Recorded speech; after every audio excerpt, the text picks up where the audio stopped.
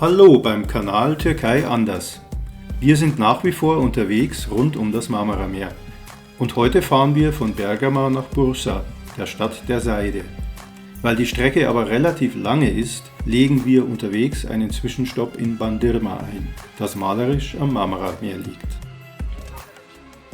Hallo zusammen, wir sind in Bursa angekommen und sind zu Freunden gegangen und mit denen sind wir jetzt am Ulubatsee, wo wir uns eine Halbinsel anschauen, die sehr schön sein soll. Es sind irrsinnig viele Leute unterwegs, es ist Sonntagnachmittag und jetzt schauen wir mal, wie es aussieht. Bis gleich. Ehrlich gesagt hat mich Gölyasi schon nach kurzer Zeit in seinen Bann gezogen.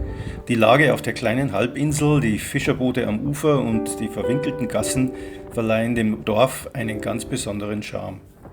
Obwohl an diesem Sonntagnachmittag viele Menschen unterwegs sind, wirkt hier alles erstaunlich entspannt. Für mich war das einer dieser Orte, bei denen man sofort versteht, warum die Einheimischen so gerne hierher kommen.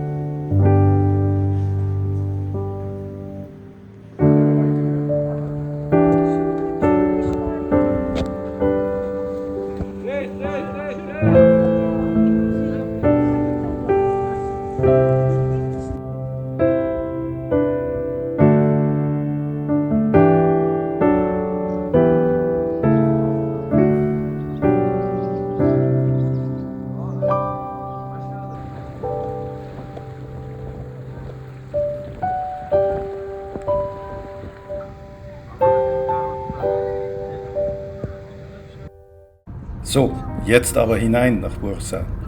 Mit rund 3,3 Millionen Einwohnern ist Bursa die viertgrößte Stadt der Türkei. Was ich an dieser Stadt besonders mag, hier treffen osmanische Geschichte, modernes Leben und beeindruckende Natur direkt aufeinander. Kein Wunder also, dass Bursa als erste Hauptstadt des Osmanischen Reiches bis heute eine besondere Bedeutung hat. Unser Besuch beginnt gleich mit einem fantastischen Blick über die Stadt. Günaydın und guten Morgen zusammen. Heute sind wir in Bursa. Die Stadt wurde in der römischen Zeit errichtet, gegründet und von den Osmanen 1326 erobert und dann auch gleich zur Hauptstadt des Osmanischen Reichs gemacht. Hielt aber nur 40 Jahre. Dann haben sie Edirne erobert und dann wurde das die Hauptstadt. Ihr könnt auch gerne die Folge von Edirne dann mal anschauen, die haben wir schon hochgeladen.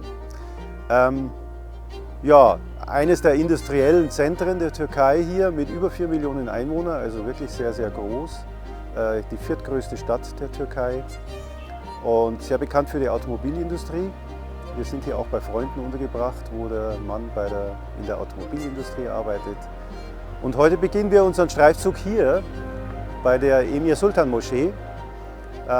Es ist hier noch früh am Morgen und kommt doch einfach mit auf unserem Streifzug. Bis gleich.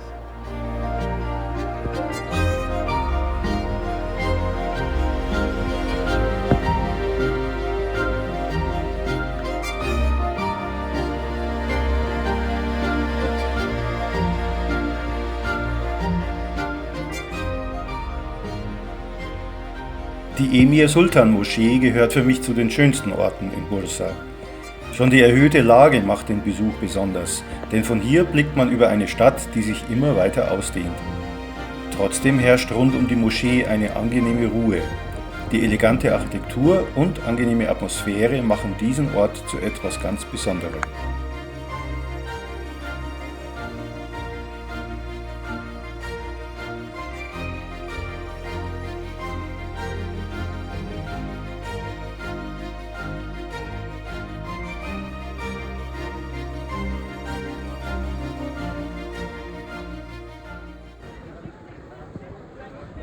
Dieses Stück hat mich jetzt an etwas erinnert.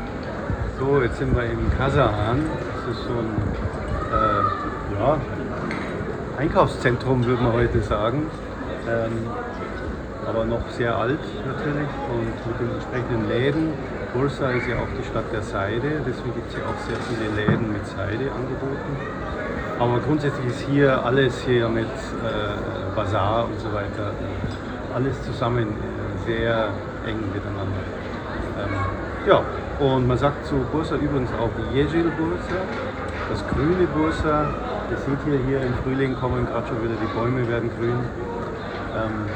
Hat schon seine Richtigkeit. So, machen wir wieder weiter.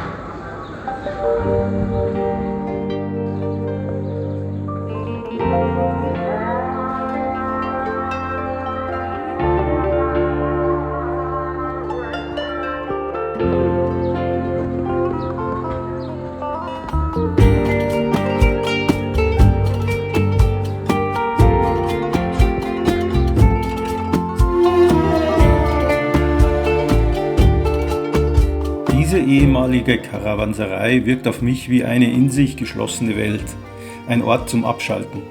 Für mich hat dieser Innenhof etwas Zeitloses. Zwischen den alten Mauern, den Teegläsern und den Bäumen vergisst man schnell, dass man sich mitten in einer Millionenstadt befindet. Ein perfekter Ort, um das authentische Bursa zu erleben, ist der große Bazar. Er verbindet jahrhundertealte Handelsgeschichte mit dem lebendigen Alltag. Schon seit osmanischer Zeit ist dieser Markt ein wichtiger Treffpunkt für Händler und Reisende. Ich liebe es, durch solche Bazare zu schlendern. Hinter jeder Ecke wartet etwas Neues. Gewürze, Stoffe, Schmuck oder kleine Läden, die es hier oft schon seit Generationen gibt.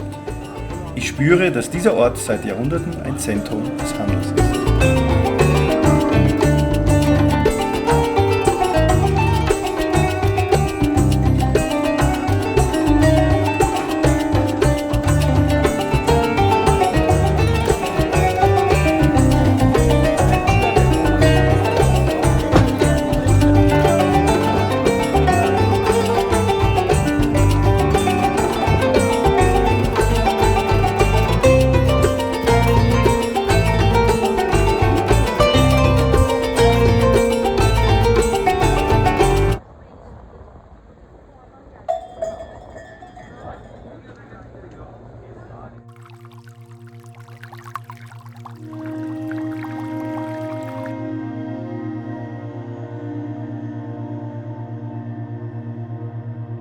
Die große Moschee von Bursa beeindruckt mich aufgrund ihrer Größe.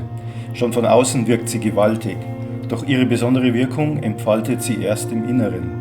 Die 20 Kuppeln, die riesigen Kalligraphien und die ruhige Atmosphäre machen schnell verständlich, warum diese Moschee als spirituelles Herz von Bursa gilt. Ein Ort, an dem man automatisch etwas langsamer wird.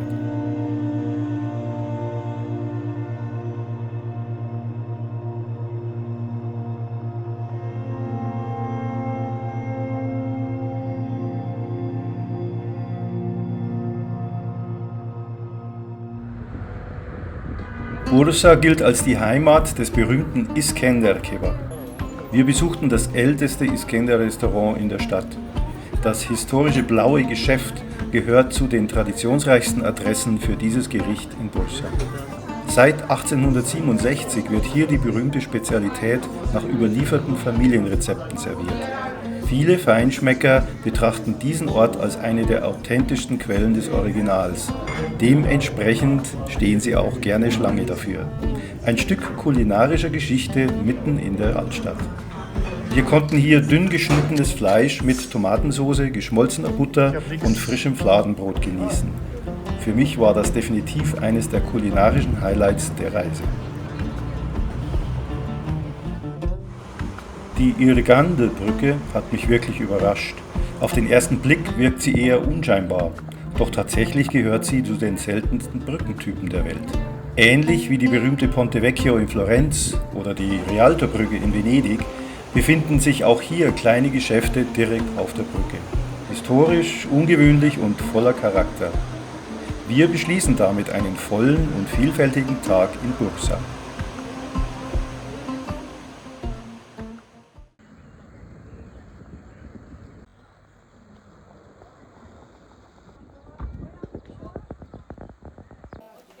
Morgen zusammen, wir sind heute in Cumalakesik einem alten osmanischen Dorf aus dem 14. Jahrhundert. Das ist auch noch sehr gut so erhalten.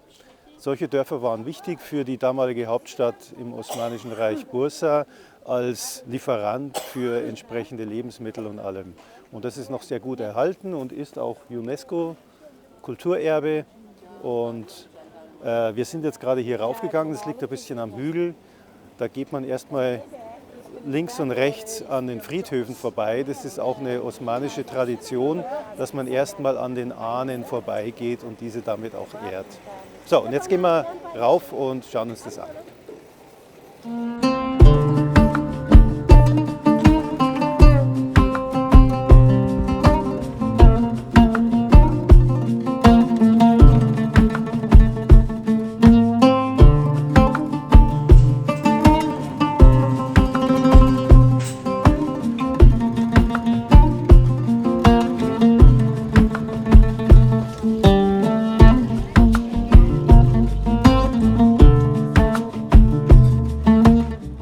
So, jetzt sind wir erstmal beim Frühstücken hier. Wir sind ja sehr früh hier angekommen und die sollen hier ein sehr gutes, originales Frühstück haben, so wie es die Bauern in den Dörfern früher gemacht haben.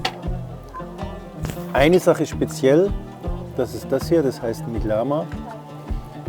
Das ist im Prinzip Butter, Maismehl mit Wasser und dann Käse, ein spezieller Käse da reingemischt. Da gibt es so eine richtige Ding, das werden wir jetzt gleich mal essen.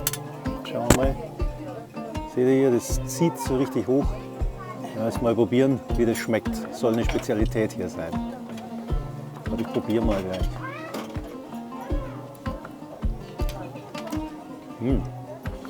Echt gut. Sehr sättigend wahrscheinlich. Ja, sehr gut. Also, jetzt werden wir erstmal essen.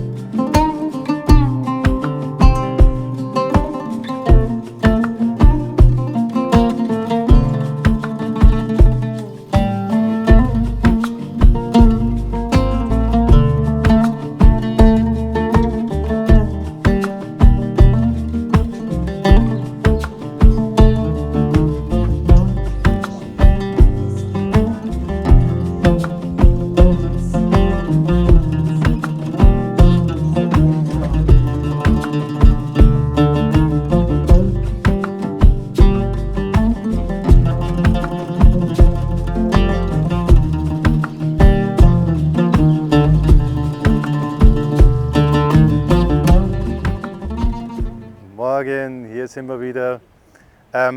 Heutige Tag in Bursa ist diesem Berg gewidmet, dem Uludağ. Wenn man in Bursa ist, muss man da unbedingt drauf. Das ist der große Berg hier am Rande von der Stadt und der ist ziemlich hoch, über 2500 Meter. Auch Skigebiet da oben. Es gibt auch noch einige Schnee, werdet ihr gleich sehen. Wir werden jetzt mit der Gondel rauffahren, nicht ganz hoch, vielleicht 2000 Meter oder so. Und dann werden wir uns da ein bisschen umschauen und einen schönen Blick auf die Stadt runter haben. Also bis gleich. Der Uludağ ist in Bursa eigentlich ständig präsent.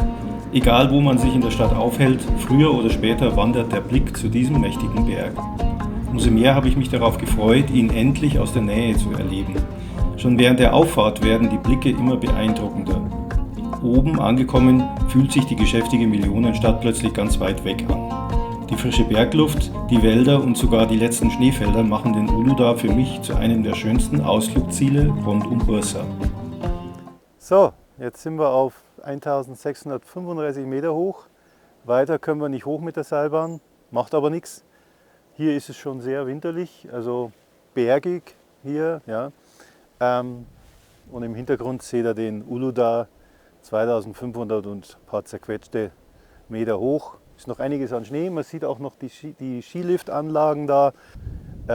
Interessant hier, Vegetation, anders als bei uns in den Alpen. Hier ist auf dieser Höhe, 1600 Meter, Buchenwälder, keine Blätter und man würde erwarten hier irgendwelche Nadelwälder. Es gibt sie schon hier so diese Kiefern, aber beim Rauffahren nur Buchenwälder, ganz anders, also ganz lustig. So, jetzt schauen wir uns mal ein bisschen um hier.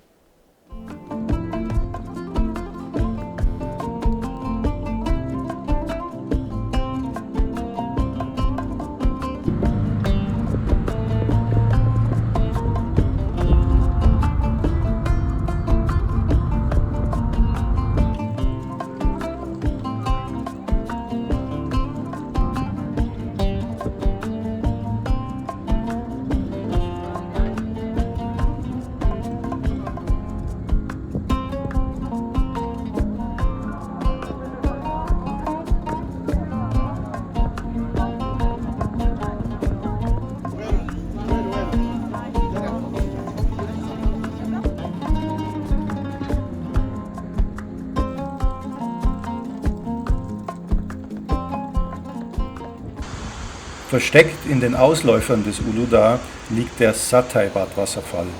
Schon das Geräusch des Wassers sorgt dafür, dass man automatisch langsamer wird. Zwischen dem Felsen und dem vielen Grün wirkt dieser Ort unglaublich erfrischend. Gerade an warmen Tagen kann ich gut verstehen, warum so viele Menschen hierher kommen.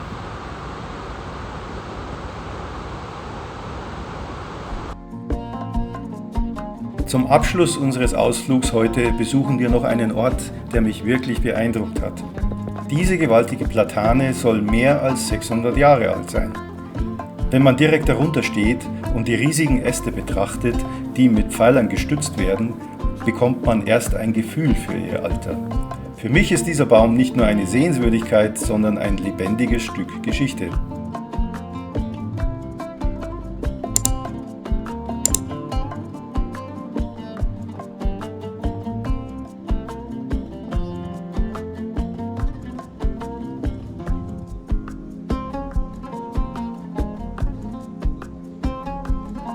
So Leute, damit endet unser Besuch in Bursa und seiner faszinierenden Umgebung. Mich hat dieser Ort wirklich begeistert. Das historische Dorf, die osmanische Kultur, das großartige Essen und die Natur rund um den Uludağ. Doch die Reise geht weiter. Als nächstes machen wir uns auf den Weg nach Iznik, die weltberühmte Stadt der Keramik am Izniksee. Wenn euch das Video gefallen hat, lasst gerne einen Like da und begleitet uns weiter auf unserer Reise durch die andere Türkei. Es gibt noch viel zu entdecken.